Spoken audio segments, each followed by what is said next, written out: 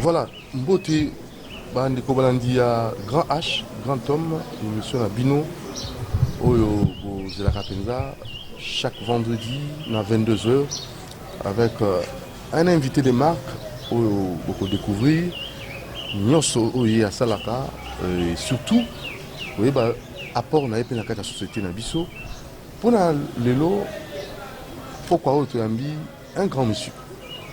C'est bel et bien monsieur Michel Chimanga, aza mwana mboka, azali moto monene, mokolinga koyeba ye, ki bonene na ye eza na niveau nini. Monsieur Michel Chimanga, mbote na yo. Mbote ndeko. Santé ezali bien? Kimia. Ya solo monsieur Michel Chimanga, toza na ba rubrique misatu. Ya liboso bato bayeba yo, ya mibale apport na yo, ya misato question d'actualité. Qui est M. Michel Chimanga? Merci ndeko journaliste pour le Motuna. Michel Chimanga azali président intersyndical du secteur de commerce. Naza président syndicat Union. Nazo kamba intersyndical nyonso oyo na secteur ya commerce na ville ya Kinshasa. Ya solo obotami wapi? Otangi wapi? Okoli wapi?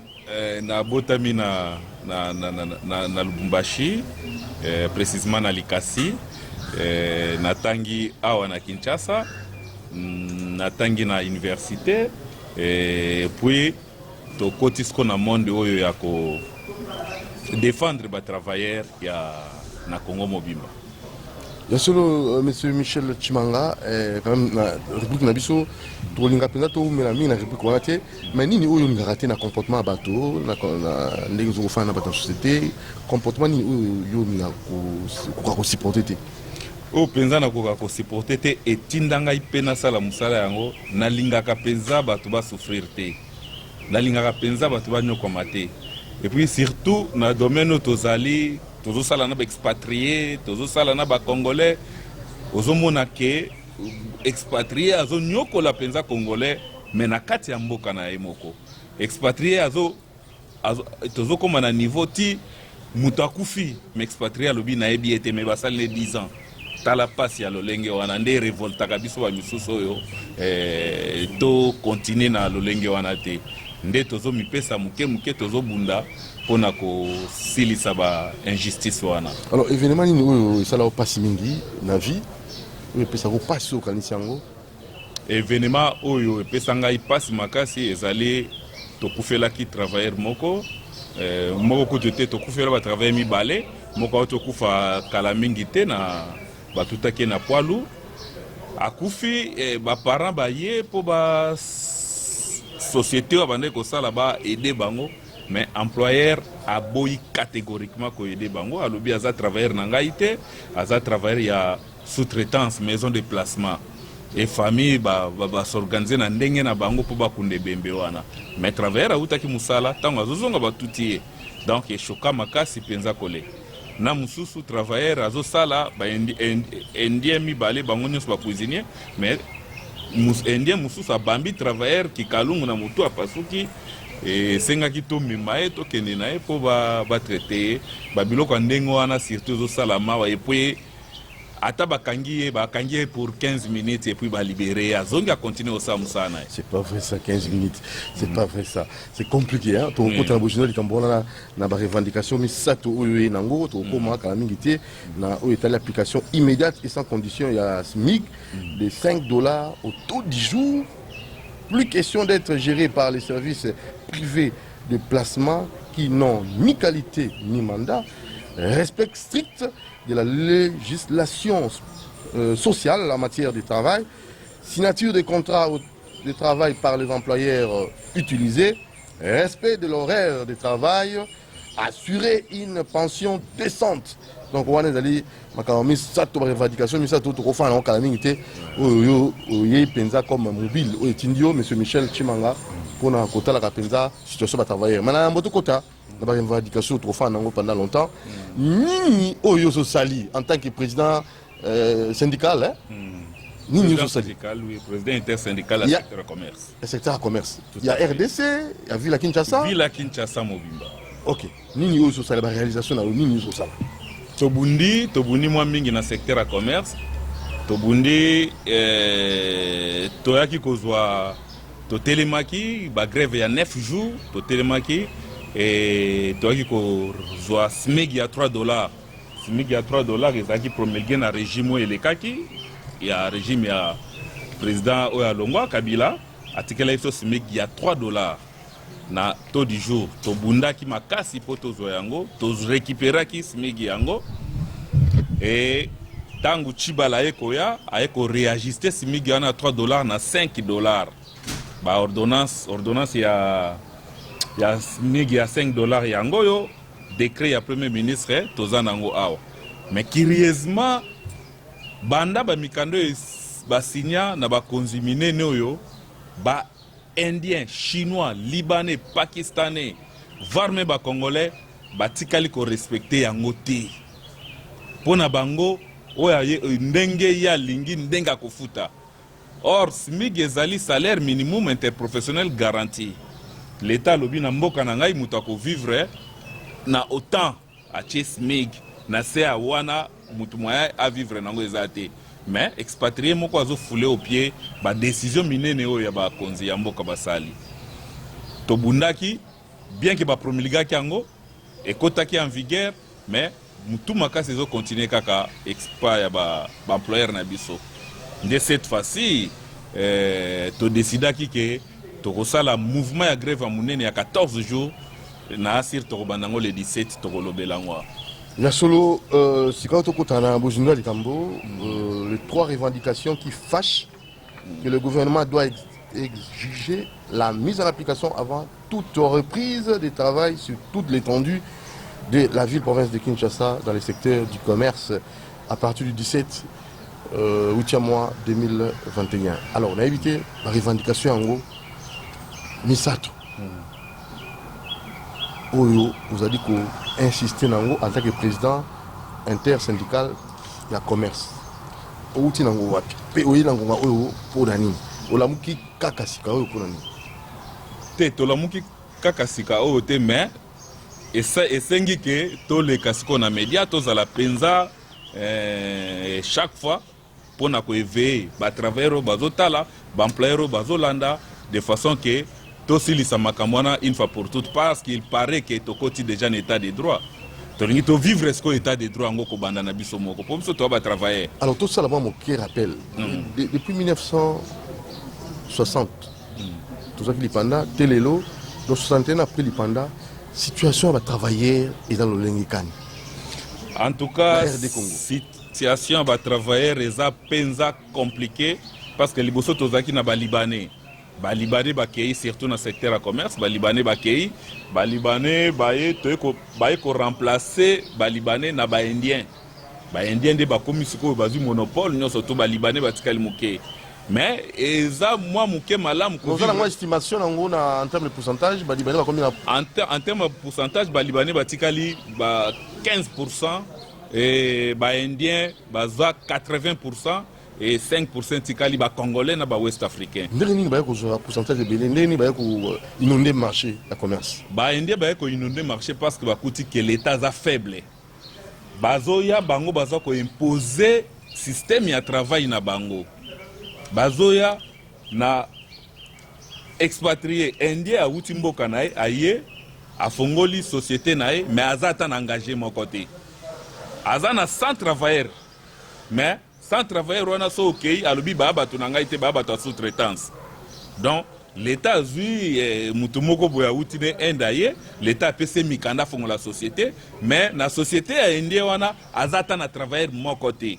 Ba travailleur nyonso wana ba pesi aventurier moko o aza muta sous-traitance. Ndena yango to salaki memo na biso parce que to sali 13 ans.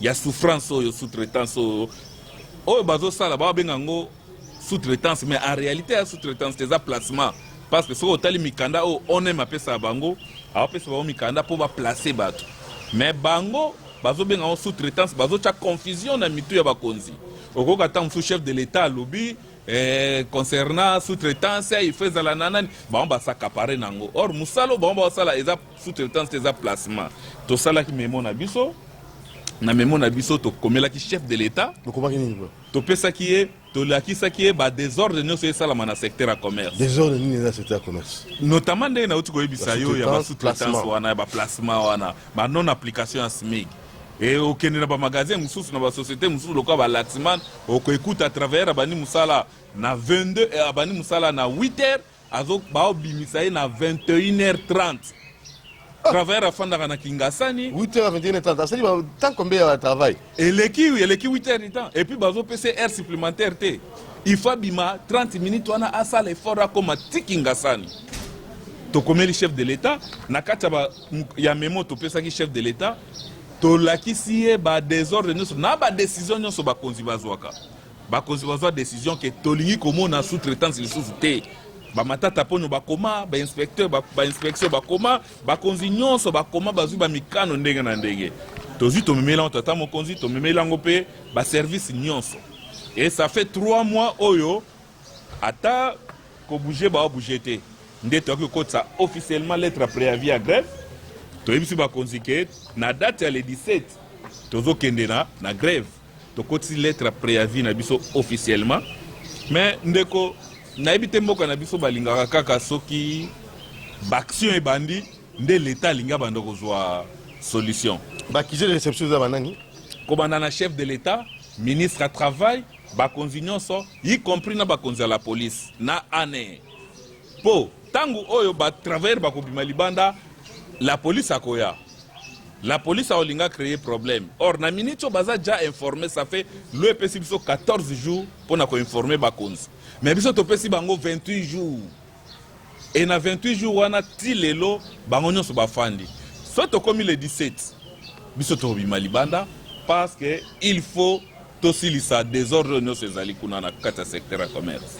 Alors toke mbango application immédiate et sans condition du SMIC 5 $ au taux du jour.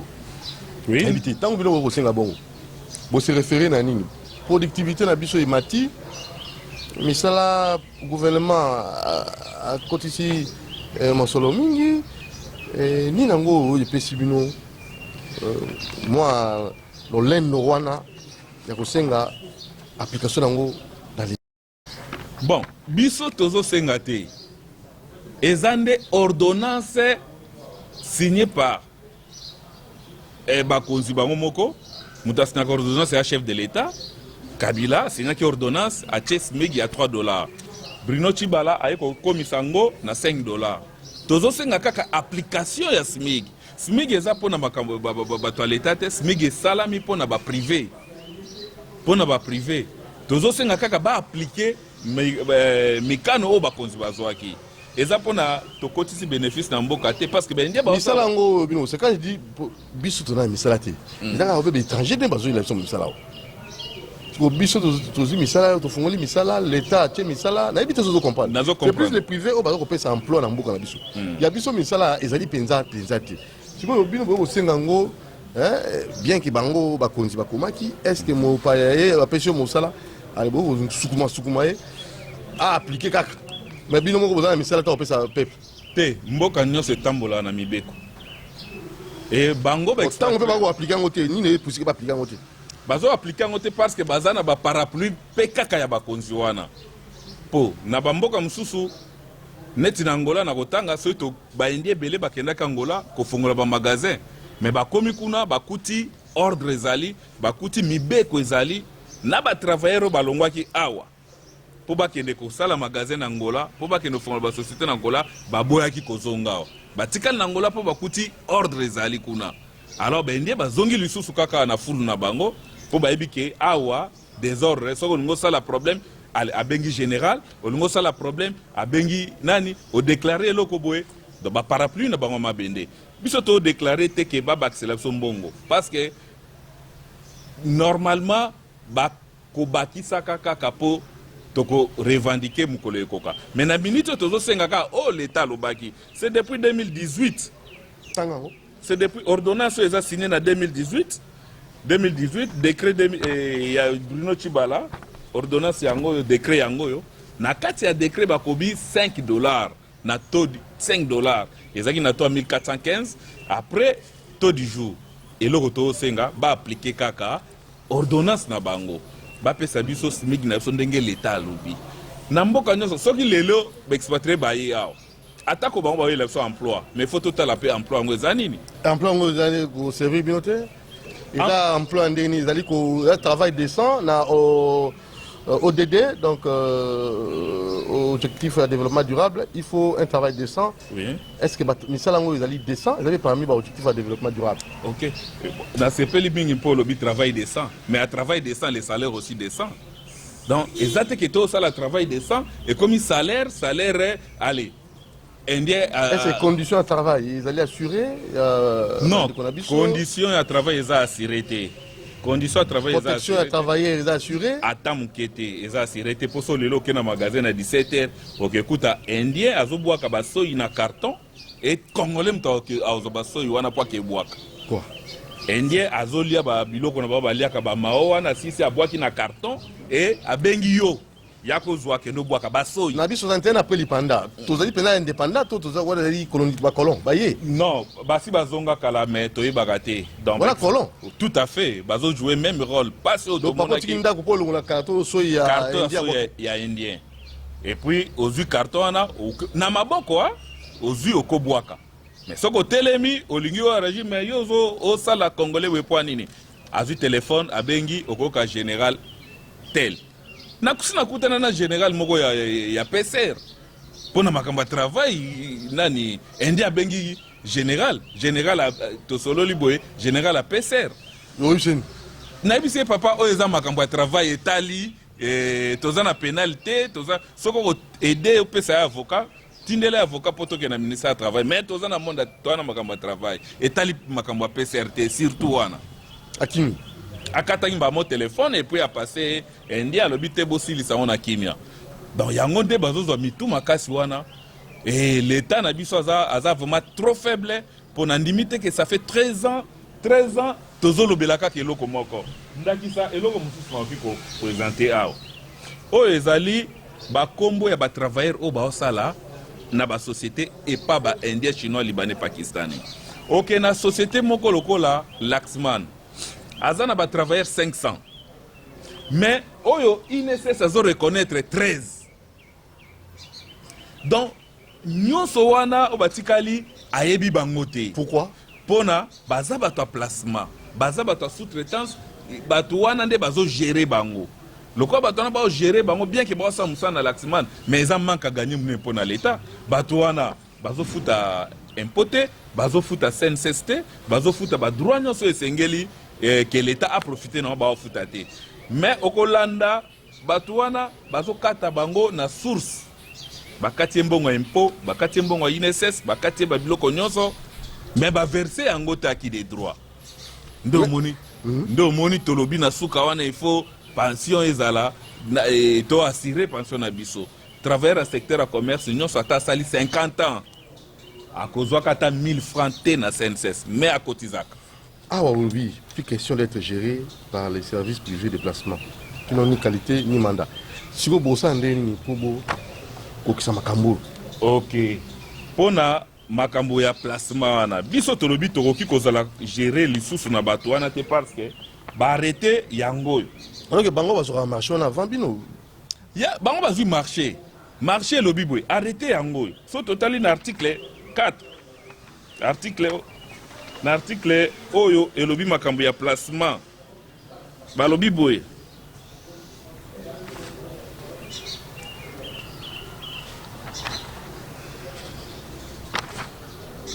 Awa na kati ya document Oyo lobi makambo ya placement signé na 2008 par Marie-Ange Lukiana. Ba lobi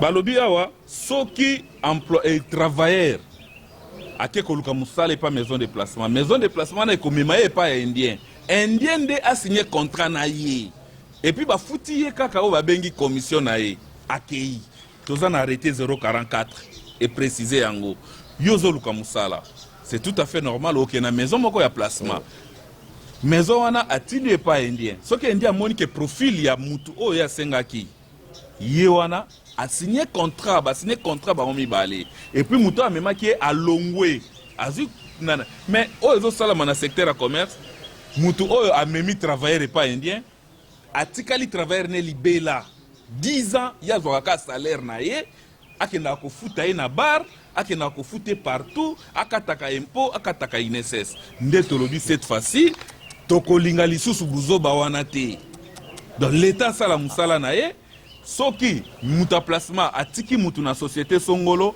mutu wana azoba droit na kende travailleur azala mbala moko na contact na employeur c'est possible mais ça va conditionner mutu ali bon toi chômage là le coup de 90% toi chômage yo musala te pour tout faire na yo on a batindi message ndeko bonjour musala moko ba futa $1500 benga mbango ozape moto goigoyi ya zololo obenga pe batata wana lukuta tinda $10 otindi pour nini batu misala ezali te chômage eleki makasi déjà mutu azada tenter d'escroc mandimi pe dans un matadi tinda boy yaka na adresse boy ba musu ba l'attraper bien sokoli ayepe na bureau mo lukuta mbakosi mais mbongo aussi eliami na mboko misala ezali te bata placement na ko pe sous condition apprendre à laisser soko boy na kozote soko ndeni to ko sala kasi nde yango tosenga sikoyo rôle ya leta ezani koassire protection ya batravailleur na baemployeur bien sûr mais ntango oyo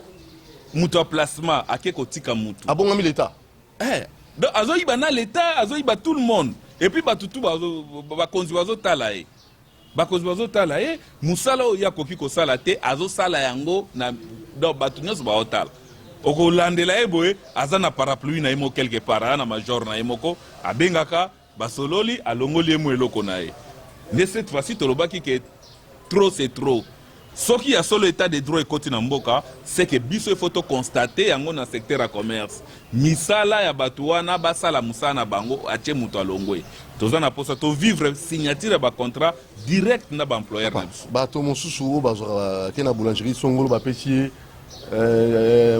mutuka meke ya mapa pour avantage na ye moko aza na mwa événement boye bapesi ye bakazier bapesi bon fait la casier c'est trop fort mais ngai amona nde ya mapa moto wana oyo azwaka mapa mwa événement mapa ye akoyoka yo ye mapa oyo ya kozwaka ebele mapa oyo ezalaka motu songolo azwaka mapa ye elenga mapa nayebi te akotala mpe na tv azwaka mapa akoyoka yo motu wana alingaka kozwa mapa motu wana aleki leta te leta azwaka bénéfice ya mapa problème eza te azozwa mpo na intérêt na ye au détriment ya batravailleur baza ebele mais ye azokende azwi yango mpo na ye moko mais leta aza leta asukisa bato nyonso ya mabe kliki wana nyonso ya bato wana ya placement na baemployeur oyo baoboya kofuta smig donc bazodefie leta aza leta basakanaka na ye te ndeko leta aza leta soki leta alobi atya ordre wana aotya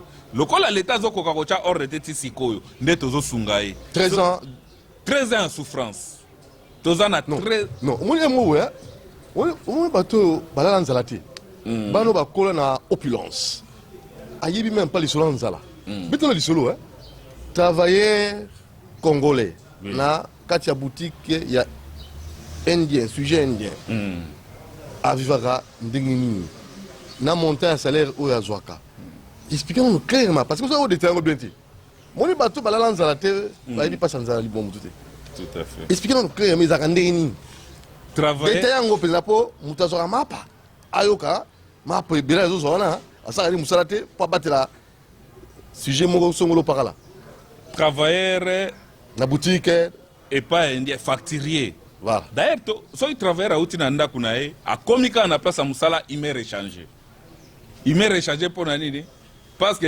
azalaki kutu malamu ndenge azali na ndako ke ndenge akomi na mosala donc mosala olio eapporte motu joie plaisir oyeka okebo okuti nani kuna likolo otala non en fait loba donc ozoregrete me oza na choix te parce que oza na posa ya 100 franc wana kokoma ndenge okoma ntango mosusu gérant wana baza wana abandi kofinga yo na monoko na bango lokola pe to message na bango to yebi déjà que soit le bien loko boye s'il vous plaît. Comment est-ce que monongo zulu banga zokate yalanga tu kala banga jine citon yalanga nani kata sache mutai ako tina le di robot yo pe faire mbangu soko sali moi retard allez kana kolobana maso akotisi mbangu allez tutu marina donc kaka nenga lobiana donc afingi yo mbala mo mabe afingi yo benchod afingi yo mabe mais bato batelemba ba comprendre te mais ye mutazo livrer babiloko da comprendre que ba fingi ngai bili susu na kati quand même moral likama moral wana era komi koba abani musala contrairement na ba libanais zoka mwa mutu azo comprendre que o muninga mutu banji wana penze ezala ate mais moral abani musala akobima na pause to pause kozala te pause ezate akobima te or loi na biso lobi na makambo heure supplémentaire de 8h à 12h de 12h30 de 12h à 12h30 pause mais so okei okokuta ata indien moko te asali pause mais so okei pa ba chinois okuta chinois respecté na ye chinois asali pause 30 minutes wana chinois apemi mais indien ako respecté te 16h musala esili bien que heure supplémentaire eza reconnu na code du travail il faut la heure supplémentaire 16h musala esili comme si mutu 17h 1h wana il faut futa ye 1h wana ofuta te akoya kopia 500 francs so akomiso ba 20h nde apeso 500 francs ofandaka wapi na Kingasani pour référence na biso ezaka de ville à Kingasani course à Moulai et puis bandeko mingi basala na secteur ya commerce une grande partie bautaka chango aopeso 500 francs congolais tamso a libéraux 21h 21h30 on se retrouve na avenue du commerce sans transport mituka eza te po tokomi na période ya couvre-feu miso komi pai mutu nyonso azokima musala miso komi rouge et puis ndenge a libéraux air wana comment est-ce que mutu musala miso komi rouge ayi bande bazonga ndako te donc en fait dans tout nia mutu ala uti musala miso komi rouge aza chômeur doit travailler c'est ça nayebi te so na obenge travailleur parce que travailleur ezali mutu azosala azo se retrouver azobikisa libota na ye mais oyo wana ezali musala comme olepesa solution comme opesa mutu problème et comment opesa mutu problème et omona soki mutu alongo musala bokuta ene moko mosusu omoni arécupérer santé et puis mutu wana bandeko basala na bamagasin na omona azomema bacarton banini hémorroïde ku te chaque fois bazokende opération soki ekomi ke bakende koopere indi aboyi oza mutu na ngai te ale ye soki abandi koluka sikoyo patron sous-traitance wana luka sikoyo patron sous-traitance wana soki omonele wapi ekomi bokomobenga patron sous-traitance akende place boye akutana na madame na ngai asala boye do ekomi procédure nde omoni esclavagisme oyo toza nango na secteur ya commerce yango wana 13 ans nana esili te ngana okende malembe angaki odetaye bien mpo papa okende aza mapa amona mapa oyo azolia na bana ye bato bazonyokama ebele na mapa oyo akolia tabi wana pause ezali te wana kozonga ndako mpe tika malungu ezali te eza na ba aire supplémentaire salaire na eza combien salaire na ye l'état lobi exemple ya facturier salaire na ye ezali plus de 600 000 francs congolais par mois au l'état lobby toza na classification d'emploi awa par rapport à SMIC ya réajusté par Bruno Chibala facturier 600 000 francs congolais sans compter bana pour muto azana bana to calculer to ko na ba 700 000 o azana bana plus de 700 000 mais au komisiko kuna oleba pesa yo mbongo o l'état lobby te bazo peso 150 000 francs congolais la dollar ezali combien siko bako pesa yo pété bazui $100 ba pesi patron sous-traitance $100 le quoi 200 000 francs congolais ba pesi patron sous-traitance o achaki okuna o achaki yo patron sous-traitance ala bengo na téléphone allo nazana bar songolo travailleur alandi patron na sous-traitance na bar deuxième patron alandi na bar attendez moi ça c'est mobile na bar moi si mobile okolanda salaire no na bar femme mariée ou célibataire etali bangote alandi or eza interdit na loi koke ofuta mutu na bar et en dehors ya ba aire à service OK akolande na bar boye allez a vu 50 000 ye kuna ba pesa ki ye 200 000 francs congolais apesi travailleur 150 000 na 150 000 wana ebisi pesa mbongo ya impôt ao afuta impôt na bar allez travailleur akati 10 000 francs ya impôt pesa mbongo ya INSS Nabar. Ceux qui travaillent à Nabar. Ceux qui travaillent à discuter, ah chef, pardon, un peu dans le foot à moi wana. Ah, bon, l'État, deuxième l'État. Un peu dans le foot à moi wana. Ok, c'est bon. Il y a combien numéro 1 il y a ça mutosen DJI nyoso kakai. Nyoso e. Allez, ceux qui a l'imbisio avocato soit un peu. Voilà colon mususa colonisation. Colon. Il y a congolais. Deuxième colon. Deuxième colon congolais. Koba. Allez. Tango a peso 140 wana. Mais yo keka bo somelanga bière te. Colon. Ozongi lisusu barman pesa ye de bière. Allez, okuta na basi afandi azofuta ba travailler nae. Ah, nde makambo ezo so combien mutotika nango subo elungu. Atikala na ba 130 000 au lieu 700 ndenge l'état lobby, atikala na ba 130 000. Donc yango dezo kota grande makasi na secteur na biso na secteur. Bande koto bato détail likambu ezali pona osunga bino baike boyebaka pasi ya ba travailleurs oyo bazali ko sana ba boutique oyo bazali ko sana boutique ba expatrié.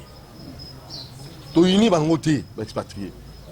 Mais est-ce que dans mboka ya indien bako sala indien bongo pas congolais mutuna yano langai? Impossible bako sala bongo na Inde parce que zana bande ko na biso misusu ba utaka kuna makambo ezo salama makambo bende ba osala awa na mboka lokwa Brazza basala yango te. Bande ko na biso bakatsa Brazza babi me bato yo ba vivaka basala biloko wana awa kaka. Pour nous ba osala encore awa. C'est parce que l'État est trop faible. Ne parlez pas de trop faible, mais état de droit, s'il vous plaît. Non, état de droit, ils ont un papier. Mais autres vivre dans le secteur de commerce, ils ont état de droit.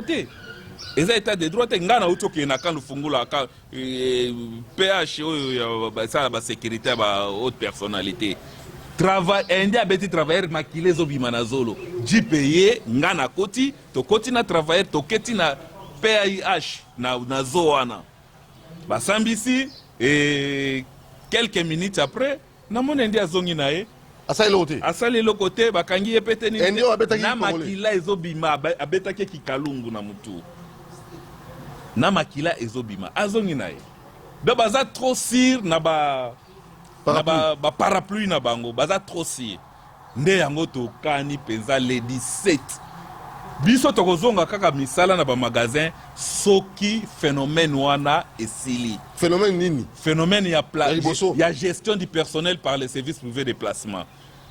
Toboyi bango te basala musala na bango mais oche mutolongwe.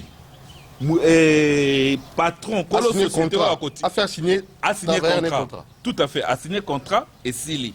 Mais toboyi entre patron et travailleur intermédiaire azanakati. Lo autorisé yango atamukete. Ah, Makambwa, Michel Chimanga, Ouazali Bongo, président intersyndical, il y a des travailleurs dans le secteur de commerce. Ah, 13 ans. 13 ans à souffrance, 13 ans. Banda, Smigé, Banda. De comment on a témoigné, on a toléré, on a témoigné, Aïb Sabato, on a la réalité où il y a Monaki, président Michel Chimanga, après. Présentez-vous, monsieur. Bonjour.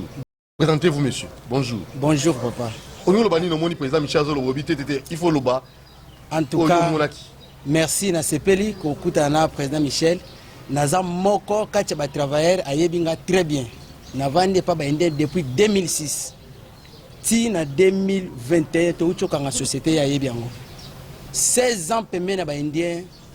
En tout cas, au président Zoloba eza exact. Ba indien d'avance président Lobi na place Moussou Bazozwa 150 000 mais ba Moussou Bazozwa 120 000 politique exclusion to benga ba pa na mboka non. Non, et loko ezo sala ke ba india bazala bongo za faiblesse ya l'état. L'état na biso azali makasi te eza na société moko eza grande société na ville na kotanga kombo nango Sajiko. Lelo ba changer kombo comme meilleur. Azali grande société awa na Kinshasa. Akei na Luanda akokate ko fungola boulangerie azonga. Pour l'état akuti ordre yo kutani kamuni papa na kutani na ngwebe même ngai kutu bambongo basimigi na kotela ngo boloko na kenda ipekini pona ko déclarer smigi na mbongo ya impôt muta sous-traitant nazali mutu ona umeli na secteur wana bien ona zoloba président Michel ayebinga très bien totali na ye makambo ebele ba grève ya ndenge na ndenge mais oyo na kutani na ngo ezali ke tokei ko déclarer mbongo o balongoleli biso INSS pendant 5 ans na société INSS bayebisi biso bokende funda côté bolingi endi azoyebisa funda côté olingi en plus azoyebisa à l'époque wana Kabila zananu ayebisi biso bobenga général te bobenga Kabila ye moko soki obengi général osali perte endi azoyebisa bongo langage ne yango wana pe meki kobenga bomoni jipe wutie ye bayebisi bino bolonga liboso magazette omona bino lisute sino te bokota boloko na lala na ipekrine mpona yiba te mais poto déclaraka droit na biso pe kobima na biso endi alobi bomoni bomeka lisuko ya te. Donc, ezali faiblesse à l'État congolais. Est-ce que là, l'État nous a faible? Oui. IGF a quoi mibi? Papa, IGF est ça la marketing. IGF est kanga mibi. Te ce que lingi IGF est ça et kanga mibi. A kende na secteur à commerce. Naza sir, magam nazoloba. A kende kumabe. Nazoloba naza sir. Pen ngai personnellement lokola kutu secteur lelo nazo sala te pourquoi lelo naza mupandi mais lelo kutu nazo sentir que naza à l'aise par rapport aux pembe moi chef aucholo bango soko longwe pa bende zalo kwa muto uti na ba uti ko benga na milimo mabe oh délivrance oui vaut mieux ko vanda na ndaku ke ko zala pembe na ba indie d'avance olongwe na ndaku na esengo komi liboso magasin benga na ba pa na mboka papa te olongwe liboso ba indie oyoki muteme kiti vaut mieux ko zala chômeur ke ko sala pa ba indie pour dès ko zo comme liboso magasin il m'est échangé. Nayebi mundoko ba indie très bien. Chef Aucholo ba papa Michel Aucholo. So vous avez une interview ba benga yo ba produit belé yazo bamba mbango yo pozo nango bo randini. Komesana. Ba randini lo ba komesani. De bano yo tango no zablo. Non, era zo senga yo pesa demogel moko pesa tib carolite moko pesa crème carolite pesa azo senga. Déjà biso même ozana suka ya magasin ya 10 mètres na suka. Il faut mata. Te nyoso déjà kotaki. C'est vraiment capté. C'est nyonse kotaki. Badelo pesa carolite moko pesa crème carolite petit pesa top clair petit moko pesa crème top clair petit moko asengio biloko wana nyonso. Oza robo te na ebandeli ezalaki pasi. Mais ngai endia koki ko échapper ngate même na 15 articles ceux qui asengi nazana ngo nyonso. Volonté osala musala. Volonté zali na force na esprit ezali. Mais mbongo na suka. Mais à la fin oyebi salaire na biso. Président Michel Ayebi, biso ceux qui ont commis na suka sanzo oyoka to beti calculer ndia zo biso bimi 00. Au bimi 00, ça veut dire salaire sili. Transport exaté. Président le belo comme air bazo biso 150 000 transport na yo maladie na yo vino mobimba na kata 150 000. Donc transport exalité. Exaté. Somo wana belle étalité. Étalité. Yo mo belle étalité. Te.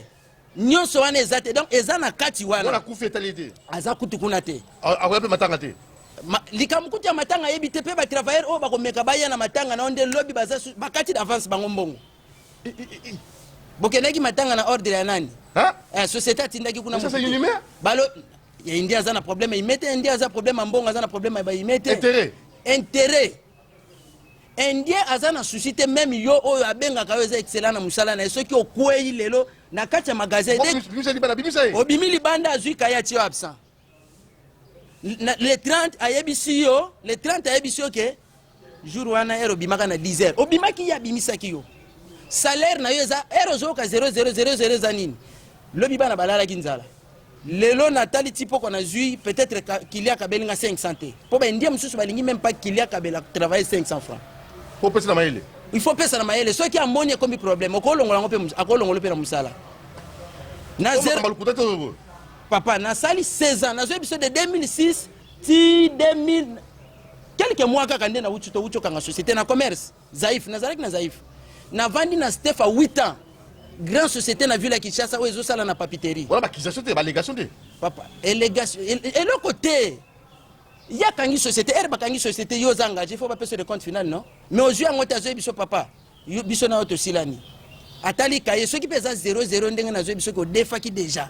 Parce que les lobes na balali nzala lobi balali nzala lobi fona ya endi azaka malamu po adefisaka po yebi na suka sanza webiso papa bobeti kalikila yebiso 00 donc nous c'est si quoi oza obligé lelo lekisi lobby o bandesko ko defa mbongo kofuta ndaku na ba transport na yo ezate na 150 000 transport za parte na kati nyoso na kati donc naza c'est qu'on a le chômeur nazali non c'est qu'on a qui chômeur vaut mieux kozala na ndaku ozo yenga batu bayebi ko ozo sala non na yo kaka souci ngana ko fanda chômeur te naza d'avance chauffeur oyebi naza vrai chauffeur papa Michel ayebi et na vandi na ba magasin pendant 10 ans vrai livreur vrai facturier on a kozanga musala te na Kinshasa mais pourquoi nazo kende te Pourquoi papa akobenga gérer yaka musala ezali na okende te na website chef Michel Luka mutu mususu pour ceux qui n'ake batu lokola ngani azolobawa ceux qui n'ake pas indien jamais na kozonga ndako donc yebaka ke mutu na tia ke sa musala mais lelo ceux qui obengi na tuno eze pa na pas indien habité na vanda na ndako na moi sina ngapa yebi ceux qui obandi musala pa ba indien une semaine après santé bungi ça c'est la colonisation ou comment santé bungi ceux qui ont eu problème au meki indien a eu téléphone après ce téléphone abi yamba nani mais okutani na okutani na téléphone en plus ya biso zala musika so salaire romoni pa kitiwana na jeep ezata ye makolo na jeep ya l'état abi zala musika tozo ko se vanter na eloko ça quand même régime mususu papa na kati ya régime na biso eloko changer zate ah tu est-ce que comme c'est na 2018 2019 ezaki régime nini ya Kabila to ya Tshisekedi on a FCC cash ba ina kata mariage papa eloko changer zate soki ya zolo ba ke basa la grève le 17 ezali régime nini est-ce pas comme c'est et l'autre côté na kati ya régime na kati ya régime oyo kaka oui na régime oyo kaka to sali combien de marches na tito kende na régime oyo kaka Tshisekedi a du pouvoir to beta bor moko makasi une semaine na président Michel na régime oyo kaka to keti na hôtel ya gouvernement biso to sala 3 jours libanda solution to zwa mais c'est comme misala pe biso moko ba nationalité eloko ezo sala nga papa ndi ba ko pesa misala papa eza pas cité ba pesa misala na Angola ba pesa misala na Brazza pourquoi ba yokela ba Brazzaville ba yokela ba Angolais loi mibeko do ba to sa mibeko ya mboka mibeko voilà nazoko pouiller ma affaire oyo eloko mususu na ko se rappeler muto oyo apesaka ngai mo ya kozala ke exploitation de l'homme par l'homme ezalaki oyo azali l'honorable Eliezer Tambwe alobaki sous-traitant wana tozobundisa Kabila alobi sous-traitance ezali exploitation de l'homme par l'homme mais esalinga pasi koyoka bato babande kolobela makambo wana lelo babungi na terrain balobela kango lisusu te pe ezate mais nazo kopesa susu makasi soki ba réussir mission oyo papa Michel akobenga nga oyebisanga géri zonga na musala na kozonga merci beaucoup en tout cas toza la problème la minute ba ndiko na biso ba indien ngana bien invité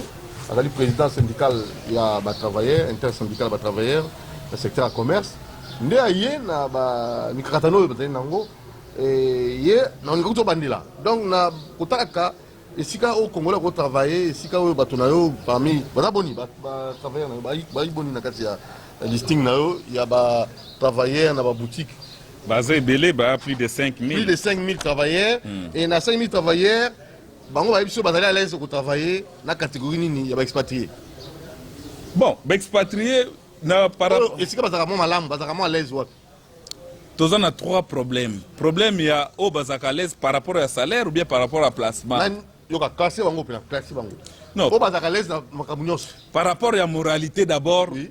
Il serait mieux que travailler na libanais moralité libanais oui. Na ko travailler na libanais pour azwaka mutu amona azo mutu na considération oui bon par rapport ya salaire en tout cas eza pas si mingi ko travailler na chinois na ba indien eza pas par rapport à salaire bon libanais libanais au moins salaire eza mais du point de vue salaire bango nyoso ba na dénominateur comme moko na salaire respecté simbate bango nyoso ba aussi simbate mais na makambu ya ba sous-traitance eza kaka wana spécialité ya ba indien sous-traitance ba indien sous-traitance au ba benga placement ba indien chinois a bien ngoté libanais pas chinois contrat direct libanais paie contrat direct kaka chinois nde kaka indien plutôt kaka indien nde mutu amoni ke eloko wana yazo profiter nango ndakanga minango chinois ebi sous-traitance ta ebi placement te libanais ndenge mo ni india tingami nango parce que à comprendre que ba charge mususu oyo fazwa ndeko auti koloba soki mwana kufi d'office azali mwana ya premier degré il faut société kunda mais lokola yazo kima ba charge libana kundaka parce que chinois kundaka chinois kundaka mais akodefisa ombongo akati mais india kodefisa yo te india kotinda yo kende koluka patron na ya sous-traitance oyo komona ka été patron na sous-traitance ya kaka les 15 na les 30 les 15 azwi mbongo apesi bato ba avance alimwe les 30 aye a soldé esili bamona na ndenge wana siko so problème emonani mpona kozwa bango Et comme il passe. Alors, véritable solution, et aussi vraiment, le lingikan. Entre nous, en fait, solution, nous avons un petit pour nous. On a la vision de 2150. En 2150, bana barozala na misala ndenge nini. Na 2150, biso ozalate 100 ans plus 100 ans ngana ozalate. Bana biso barozala esclave, barozala le roi même bakondi to pe bakolo misala na mukongo to baro na habité bakoma bakoma babouette na habité bakoma manani. Alors, qu'est-ce que vous pouvez proposer pour comme le visionnaire Ntini Pouloulou a réfléchi pour la 2150, alors pour la 3 ans, pour la 50 ans, nous avons proposé pour la solution Makambo Isa Benati. D'abord, avant qu'on ait et le côté qu'on proposé, il faut respecter d'abord Mboko Nabiso. Moutounio soit au côté Mboko yo à respecter Mboko Nabiso. Moni Makambo comme belé des pères et des mères, des pères et des mères, des pères et des mères. Nous sommes pas nini. Et ça passe, il faut comprendre que Congolais dans zone Congolais.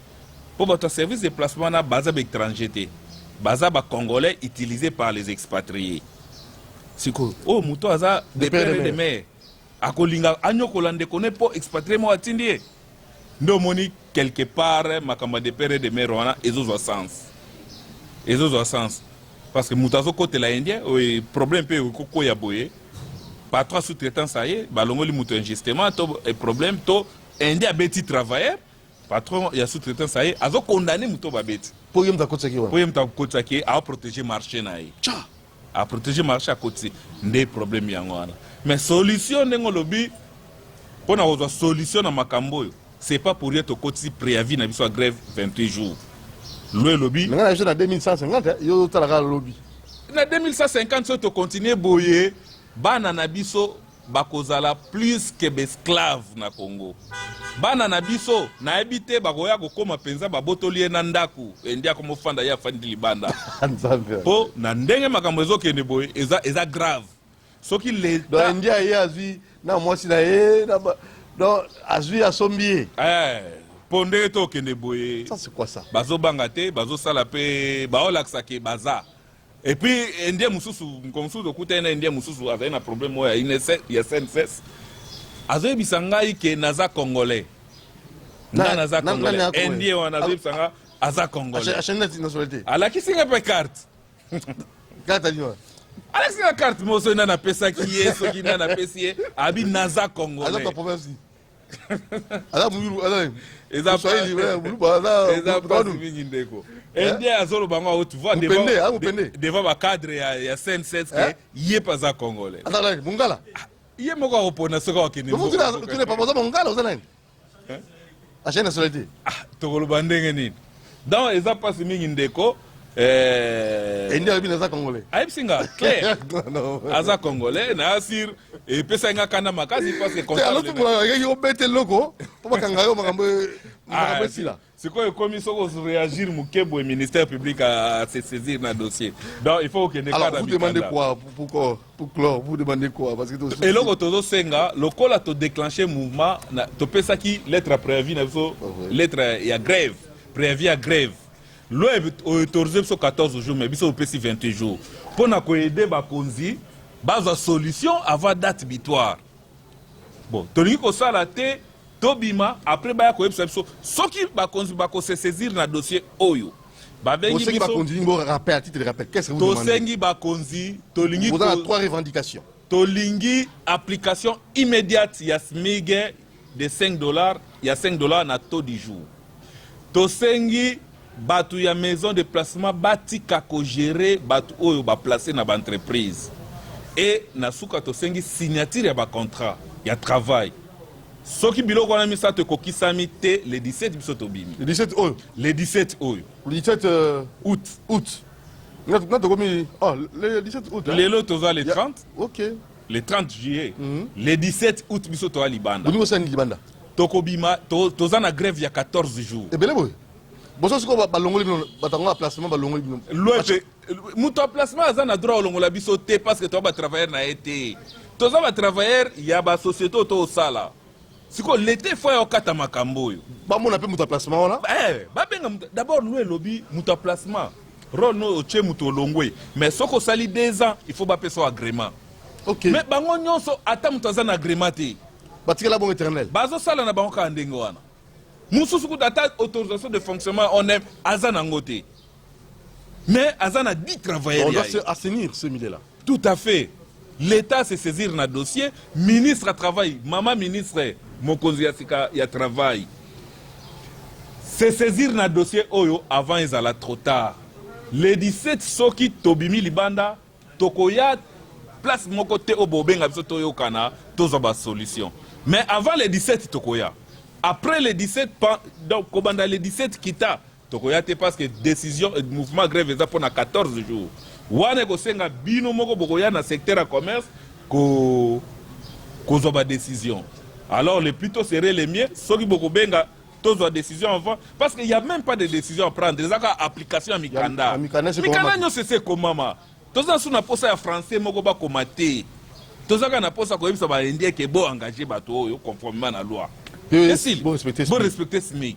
Koyebisa patron sous-traitant na signature contrat koyebisa patron sous-traitant soko meki makambo yo place neza na boloko abanga pe l'état na biso il faut banga l'état ezate ke patron sous-traitance ana viene mo bwasaka na aner ana viene mo bwasala soki wapi te bon na moi peut-être okende bonnet misala ngo calamité ici là on est yo ofungola to miso boye et moke ba continuer ba ofungola miso état de droit pe ezana sima na bango et j'ose croire que solution comme on a. Merci beaucoup, Monsieur Michel Chimanga, président intersyndical de travailleurs dans le secteur commerce. Merci, merci Ndeko. Nasir Nako, les calsous avant. Après 14 jours, sur applicabilité et salimité.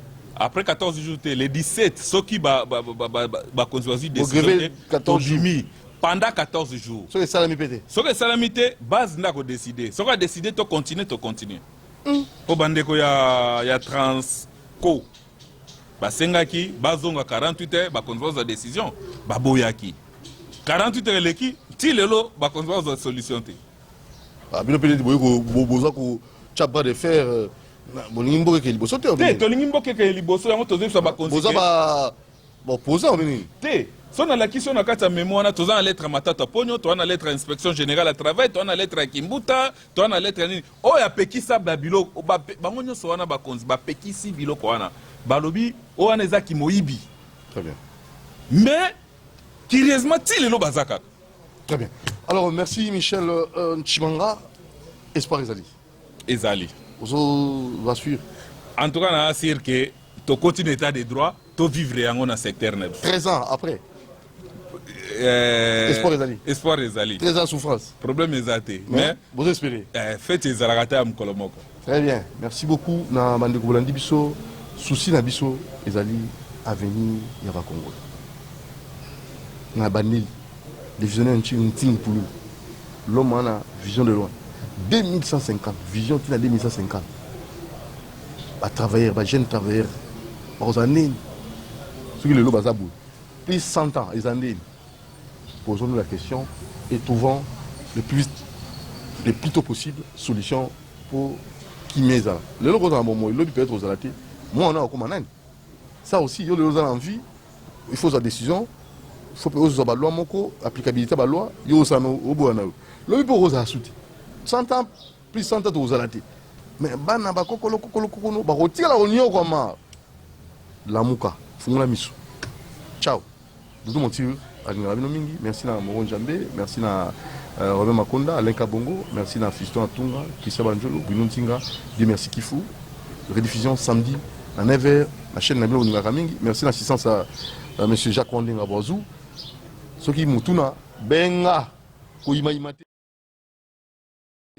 Papa zora mapa, mutuka mapa, yo zora avantage à mapa.